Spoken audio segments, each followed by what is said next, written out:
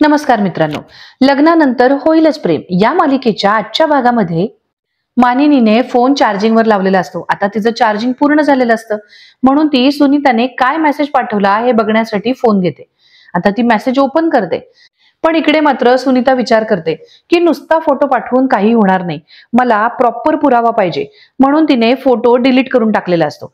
आता मानिनी message open करते, बघते तर मेसेज डिलीटेड असतात. मानिनी मनाशीच विचार करते, हे हिने काय पाठवलं असेल की तिने डिलीट करून टाकलं. तर इकडे सुनीता विचार करते, या मूर्ख मुलीमुळे मला हा फोटो डिलीट करावा लागला. पण हरकत नाही, एकदा का मला सीसीटीव्ही फुटेज मिळालं की तो व्हिडिओ घेऊन मी डायरेक्ट मानिनीकडे जाईन आणि तिला दाखवेन, आणि मगच बघू ती काव्या काय म्हणते ते. तर इकडे काव्या अनिशा सोबत बोलत असते. अनिशा, मी मूव्ह ऑन झालीये ग, पण माझ्या मनातल्या भीतीचं काय करू? त्यावरती अनिशा तिला समोरून विचारते, कसली भीती? त्यावरती काव्या तिला म्हणते, ऍक्च्युली काल रात्री मी आणि जीवा पुन्हा भेटलो होतो किचन मध्ये. आता इकडून अनिशा म्हणते, आणि मग परत भांडलात ना? त्यावरती काव्या तिला म्हणते, ऍक्च्युली भांडलो नाही, फार शांतपणे बोललो एकमेकांशी, एकदम मॅच्युअरली. पण नेमकी तिथे तेव्हा पिहू आली. आता तिने आम्हाला बोलताना ऐकलं का, आम्हाला एकत्र पाहिलं का, या सगळ्या विचाराने खूप टेन्शन आलंय. आणि तेव्हापासून माझ्या डोक्यात हेच विचार सुरू आहेत. मला ना हल्ली सतत भीती असते की माझ्याबद्दल आणि जीवाबद्दल कोणाला कळणार नाही ना. आता मात्र अनिशा तिला म्हणते, अगं मग काव्या, तू हे सगळं पाच जिजूंबरोबर का नाही बोलत? त्यावर काव्या तिला म्हणते, अगं काही काय बोलतेस तू, असं कसं सांगू त्यांना? आणि आत्ता कुठे ते रिकवर होत आहेत, मग अजून एक धक्का देऊ का त्यांना?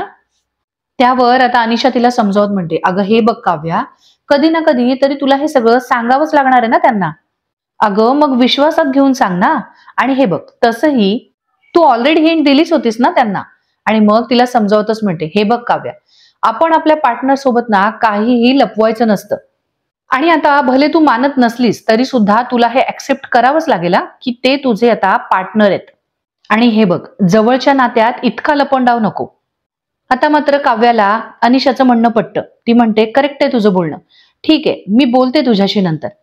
आता दोघीही फोन ठेवतात. काव्या मनातच विचार करते, खरंच मी पार्थला जीवाबद्दल सगळं सांगून टाकू का? तितक्यातच आता पार्थ सुद्धा रूम मध्ये येतो आणि त्याचं लक्ष काव्याकडे जातं. काव्या आपली स्वतःच्याच विचारामध्ये असते, टेन्शन मध्ये असते. तिच्या चेहऱ्याकडे पाहून लगेचच पार्थ तिला विचारतो, काय झालं, कसला विचार करताय? तर इकडे आता ही पिहू चित्र काढत बसलेली असते, आणि चित्र काढताना ती सारखी सारखी लग्नात तिने जे काव्याला जीवा फ्लाइंग किस देत असतो ते पाहिलेलं असतं, ते आठवून आठवून ती चित्र काढत असते. आता ही चित्र काढत असताना नेमकी नंदिनी फोनवर बोलत बोलत पिहूच्या रूम मध्ये येते. नंदिनी फोनवर म्हणत असते, म्हणजे माझ्या आनंद निवाससाठी काही करता आलं तर बघा ना प्लीज, खूप उपकार होतील तुमचे. आणि मग ती थँक्यू म्हणून फोन ठेवते. तितक्यातच तिचं लक्ष जातं की पिहू समोर बसून चित्र काढते. पिहू अगदी मन लावून चित्र काढत असते. आता नंदिनी तिला आवाज देते आणि म्हणते, पिहू, अरे वा, चित्र काढतेस? लगेच पिहू ड्रॉइंग बुक लपवते. नंदिनी तिला विचारते, बघू मला, किती दिवसांनी पाहिलं मी तुला चित्र काढताना. आता नंदिनीने चित्र मागितल्यावरती पिहू लगेचच नको ना असं म्हणते. नंदिनी तिला विचारते, अगं का नको? त्यावरती पिहू तिला म्हणते, अगं चांगलं नाही आलंय. नंदिनी त्यावरती तिला म्हणते, अगं चांगलं आलं असेल, बघू तरी. आता नंदिनी तिच्याकडून नोटबुक घेण्याचा प्रयत्न करत असते, पण पिहू मात्र तिची ड्रॉइंग बुक तिच्यापासून लपवत असते. पिहू आता चिडूनच म्हणते, नको ना ग वहिनी, आणि सरळ ड्रॉइंग बुक घेऊन तिथून उठून जाते. नंदिनी सुद्धा तिच्या मागे मागे जाते. तर आता इकडे काव्या दरवाजा लावून घेते. पार्थ तिला विचारतो, काय झालंय? आज एकदम अपसेट वाटताय, काय झालंय? त्यावरती काव्या त्याला म्हणते, मला बोलायचंय तुमच्याशी. तेव्हा आता पार्थ तिला विचारतो, कुठल्या विषयासंदर्भात? काव्या जरा टेन्शन मध्येच असते. आता ती त्याच्याकडे पाहते आणि म्हणते, पास्ट बद्दल. हे ऐकून आता पार्थ काव्याकडे पाहतच राहतो. तर इकडे नंदिनी पिहूच्या मागे लागलेली असते. बघू मला चित्र, नाही छान आलं तर काय झालं? आणि शेवटी तिच्या हातातून ड्रॉइंग बुक घेते.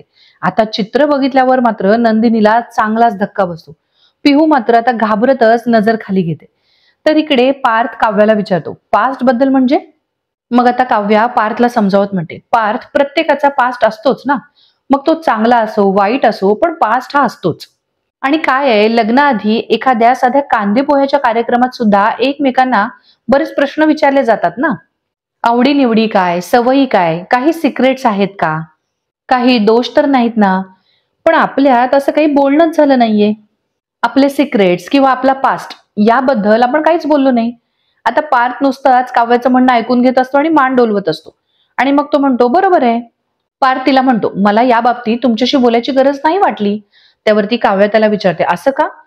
मग पार्थ तिला म्हणतो कारण घडून गेलेल्या गोष्टींबद्दल बोलायला मला नाही आवडत. Once gone is gone. आता काव्या त्याच्या मागे मागे येते आणि म्हणते अहो पण तुम्हाला घडून गेलेल्या गोष्टींबद्दल बोलायला नाही आवडत, पण जर त्या गोष्टी आपल्या फ्युचरवर प्रेझेंटवर परिणाम करत असतील तर? त्यावरती पार्थ म्हणतो तरीही. मग काव्या त्याला म्हणते अहो पण विचार तर येतोच ना मनात. त्यावरती पार्थ तिला म्हणतो मग तो विचार बाजूला सारायचा. तेव्हा मग काव्य आता त्याला म्हणते अहो बोलणं सोपं आहे, करणं इम्पॉसिबल आहे. तेव्हा मग पार्थ तिला म्हणतो हे तुम्ही कसा विचार करताना त्यावरती डिपेंड आहे. मग मात्र आता काव्या पार्थला म्हणते बरं मला एक सांगा, आपलं लग्न झाल्यापासून मी तुमच्याशी तुसड्यासारखी वागले, तुम्हाला नको नको ते बोलले, मी तर साधं तुम्हाला मित्र मानायला पण तयार नव्हते. मग तेव्हाही तुमच्या मनात असा विचार आला नाही का की माझा काही भूतकाळ आहे का असं मला विचारावं?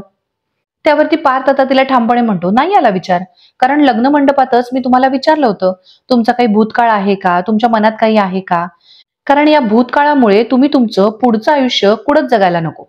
आणि त्याच वेळेला तुम्ही मला उत्तर दिलं की नाही असं काहीच नाहीये. मग माझ्यासाठी विषय तिथेच संपला आणि राहिला प्रश्न की तुम्ही लग्नानंतर जे काही माझ्याशी तुसडेपणाने वागत होतात. तर तेव्हा मी माझ्या मनाला असं समजावत होतो, म्हणजे मला असं वाटत होतं की तुमचं लग्न हे मनाविरुद्ध झालंय आणि म्हणून तुम्ही असे वागताय.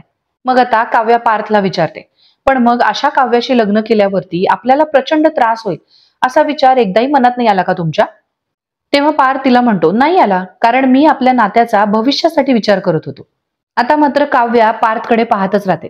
पार्थ पुढे तिला म्हणतो काय तुम्ही म्हणता ना मी काव्य आहे, तसा मी पार्थ आहे, पार्थ देशमुख.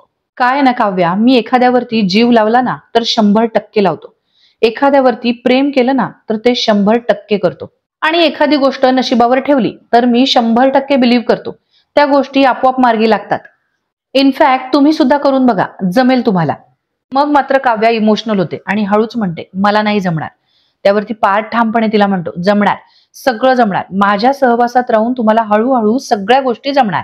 आता मात्र पार्थ विषय बदलतो आणि म्हणतो सकाळची गोळी राहिली माझी, 1 मिनिट, आणि पुन्हा बोलतच जातो. आणि पास्टचं काय हो, विसरून जायचा पास्ट.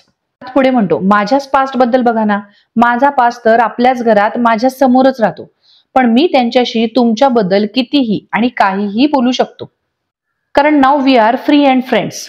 आता मात्र काव्या पार्थकडे पाहतच राहते आणि मग ती हळूच त्याच्या जवळ येते आणि म्हणते देशमुख एक विचारू? हे झालं तुमच्या पास्ट बद्दल, कारण तो खूप सॉर्टेड आहे, पण माझं तसं नाहीये. ती त्याला स्पष्टच म्हणते माझा पास्टचं तसं नाहीये, तुमच्या पास्टला व्यवस्थित क्लोजर दिलं गेलंय, पण माझ्या पास्टला अजून व्यवस्थित समप दिलेलं नाहीये. मग मात्र काव्या इमोशनल होत त्याला म्हणते कसं आहे ना पार्थ, 2 माणसं 2 वेगवेगळ्या दिशांना जात असताना पाठीमागे वळून बघतात आणि मग त्या पाठमोऱ्या जाणाऱ्या आकृतीकडे पाहून असं वाटतं आणि कुठेतरी असं जाणवत राहतं की ही व्यक्ती आपल्याला परत भेटणार नाहीये.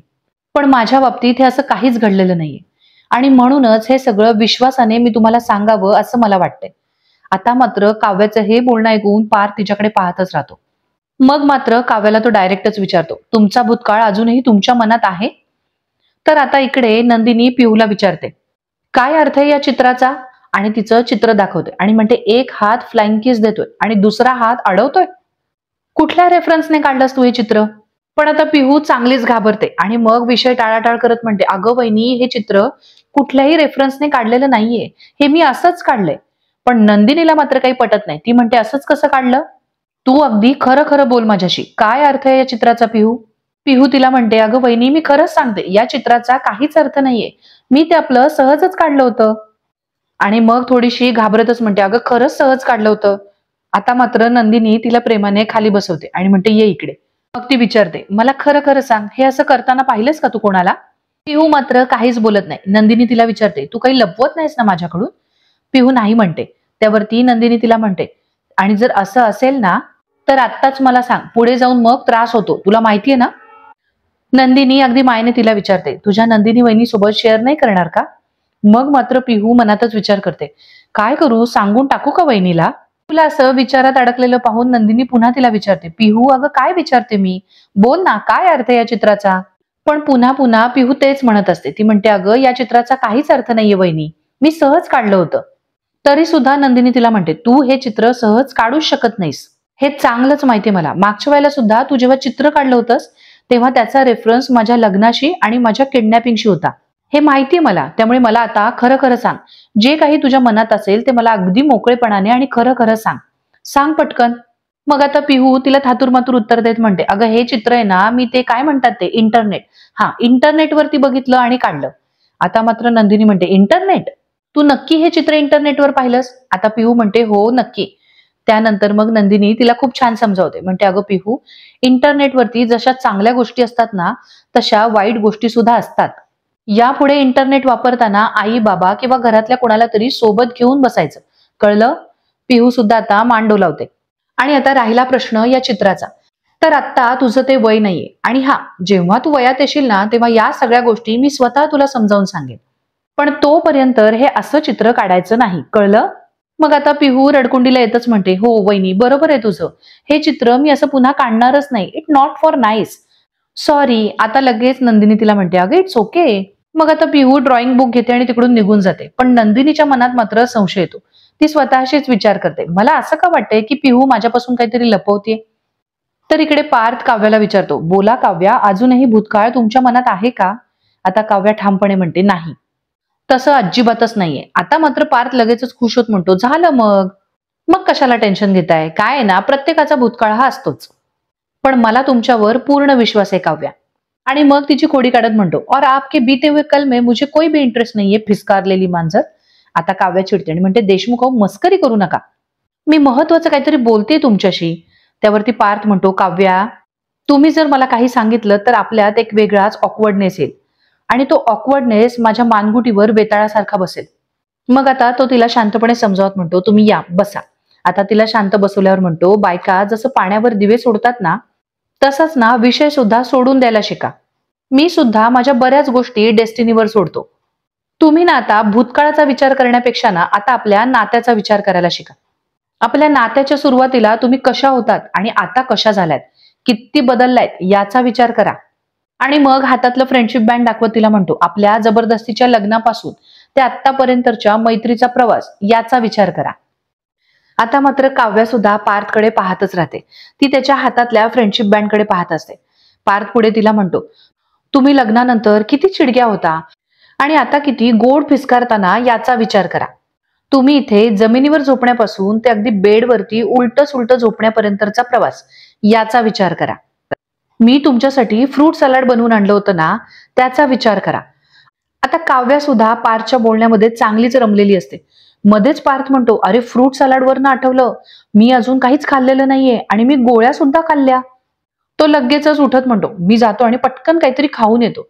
तेव्हा आता काव्य त्याला म्हणते, "बसा, मी आणते." लगेच पार्थ एकदम गोड हसतो. आता काव्या उठून रूमच्या बाहेर येते आणि दरवाजातूनच वळून पुन्हा पार्थकडे पाहते आणि मनातच विचार करते, पार्थचा माझ्यावरती प्रचंड विश्वास आहे म्हणून ते काही ऐकत नाहीयेत. पण खरंच माझी मनापासून इच्छा आहे की पार्थने सगळं ऐकावं. मला त्यांना अगदी विश्वासाने सांगायचे की याआधी माझ्या भूतकाळात त्यांचाच लहान भाऊ जीवा होता. त्यांना जेव्हा मी हे सांगेन तेव्हाच मी या दडपणातून मोकळी होईन. तर इकडे जीवाचा महाजनींसोबतचा प्लान आता सुरू होणार असतो. जीवा अगदी धावतच गाडीतून उतरतो आणि महाजनी काकांच्या साईडचा दरवाजा उघडतो. महाजनी काका बाहेर पडतात खरे, पण त्यांना आता ड्रामा करायचा या कल्पनेनेच त्यांच्या घशाला कोरड पडलेली असते.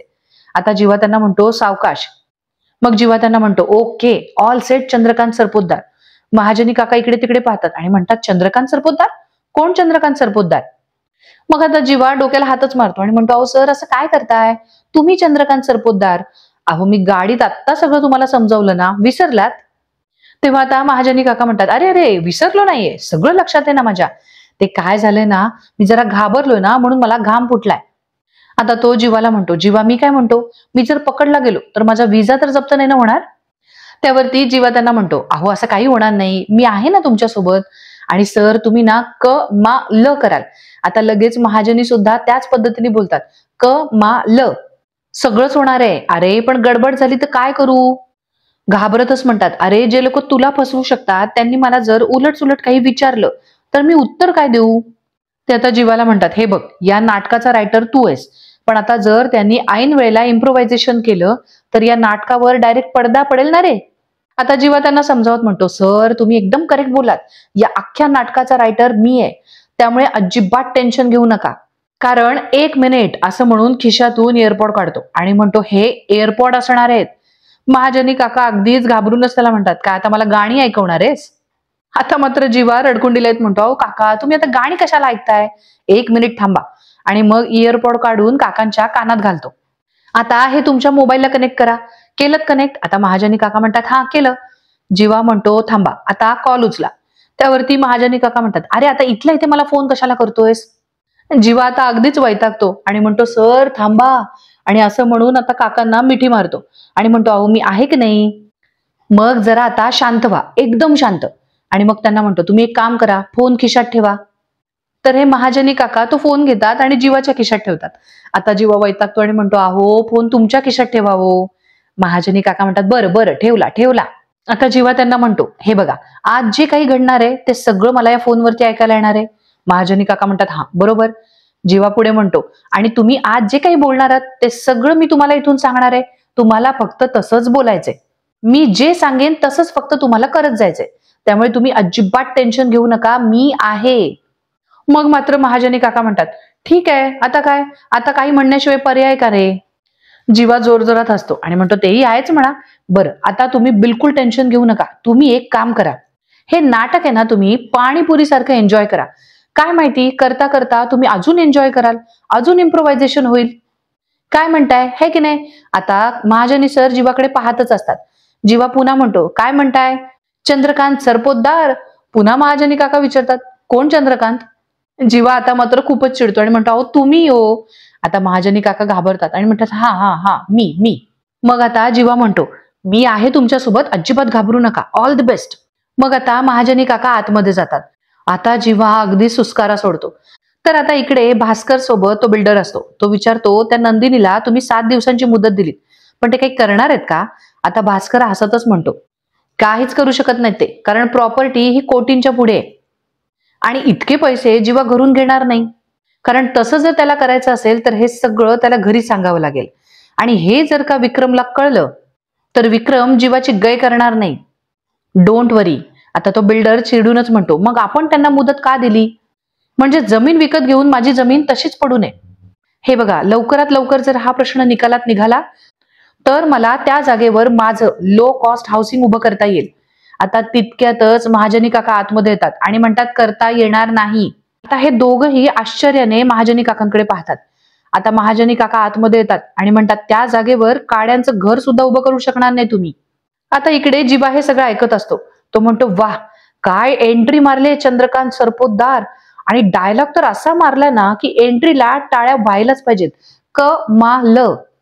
महाजनी काका गालातल्या गालात हसतात.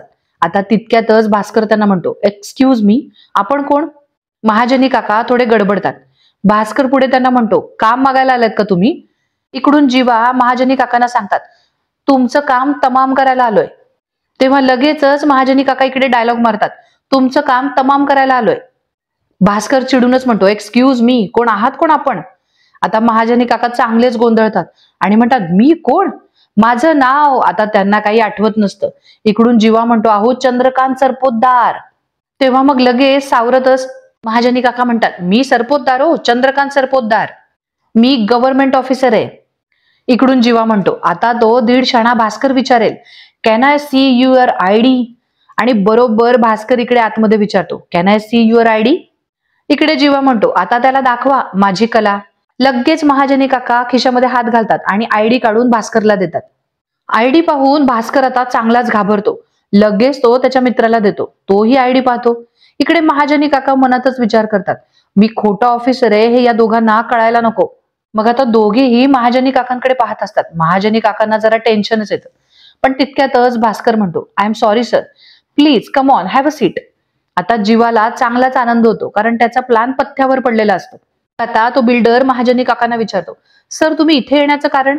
आता महाजनी काका म्हणतात, जुहूला बीचच्या समोर जी प्रॉपर्टी आहे ते पुढे काही बोलणार त्याआधीच तो बिल्डर लगेचच म्हणतो, ती माझी आहे. तर इकडे आता जीवा म्हणतो, हा टकलू जरा जास्तच पुढे पुढे करतोय. तेव्हा मग लगेचच महाजनी काका त्या बिल्डरला म्हणतात, ती आहे नाही होती. ते दोघंही आता आश्चर्याने एकमेकांकडे पाहतात. पुढे महाजनी काका म्हणतात, ती प्रॉपर्टी सरकारने गव्हर्नमेंट हॉस्पिटलसाठी रिझर्व्ह केली, त्यामुळे तुम्हाला त्या जागेचा ताबा सोडावा लागेल. इकडे हे सगळं ऐकून जीवा चांगलाच खुश होतो. तर भास्कर आणि बिल्डर दोघांच्याही चेहऱ्यावरती चांगलेच बाराव असतात. आता लगेचच तो विचारतो, जागा सोडावी लागेल म्हणजे? मी ती जागा विकत घेतली, तुम्ही असं नाही करू शकत. इकडे जीवा म्हणतो, त्यांच्या तोंडावर पेपर फेकून मारा. लगेच महाजनी काका म्हणतात, मी काय करू शकतो आणि काय नाही ना, हे तुम्हाला आता माझा आयडी बघून कळलंच असेल मिस्टर. लगेच पुढे तो बिल्डर म्हणतो, राजन जाधव. त्यावरती महाजनी काका म्हणतात, हा तेच ते, मिस्टर राजन जाधव. माझी एवढी ओळख पुरेशी आहे की माझी कर्तबगारी सुद्धा पुराव्यानिशी दाखवू तुम्हाला. तर इकडे आता जीवा म्हणतो, अरे तुमच्या कॉन्फिडन्सचा ग्राफ अचानक इतका कसा काय वाढला? आता पटकन महाजनी काका कानातले इयरफोनला हात लावतात आणि म्हणतात, मग कोण आहे मी? आता हे बरोबर भास्कर हेरतो आणि त्यांना म्हणतो, काय म्हणालात तुम्ही? महाजनी काका आता जरा घाबरतातच. तर मित्रांनो, पुढील भागामध्ये मानिनी आता नंदिनी आणि काव्या दोघींना सांगत असते, दिवाळी आली, आता आपल्याला फराळ करायला सुरुवात करायला लागेल. तुम्ही दोघींनीही जरा फराळाला हात लावा की, म्हणजे फराळामध्ये तुमचं तुमच्या नवऱ्यांबद्दलचं असलेलं प्रेम सुद्धा उतरेल. नंदिनी आणि काव्या दोघींचेही चेहरे पडतात. तर इकडे जाधव बिल्डर भास्करला धमकी देत म्हणतो, उद्या मी आनंद निवासची बोली लावणार म्हणजे लावणार आणि हे फायनल आहे. भास्करची आता चांगलीच कोंडी झालेली असते. तर इकडे पार्कच्या रूम मध्ये रम्या उभी असते. तितक्यातच काव्या तिकडे येते. आता रम्या तिला म्हणते, गळ्यात मंगळसूत्राचा धागा बांधला म्हणजे बायको होताच येतं असं नसतं. आणि लगेचच कॉफी पार्थकडे देत म्हणते, पिऊन टाक ती कॉफी. आता मात्र काव्या चिडते आणि रम्याला म्हणते, उचल ती कॉफी. आणि कॉफी घेते आणि रम्याच्या हातात देत म्हणते, कसं आहे ना, मंगळसूत्र पार्थ देशमुखांनी माझ्या गळ्यात बांधले, त्याच अधिकाराने सांगते. पार्थला मात्र खूपच आनंद होतो. आता काव्या पार्थकडे अशी जळजळीत नजरेने पाहते. तर मित्रांनो, आजचा भाग तुम्हाला कसा वाटला हे आम्हाला कमेंट करून सांगा आणि अशाच मालिकांच्या अपडेट्स करता आपल्या चॅनलला सबस्क्राईब करा. धन्यवाद.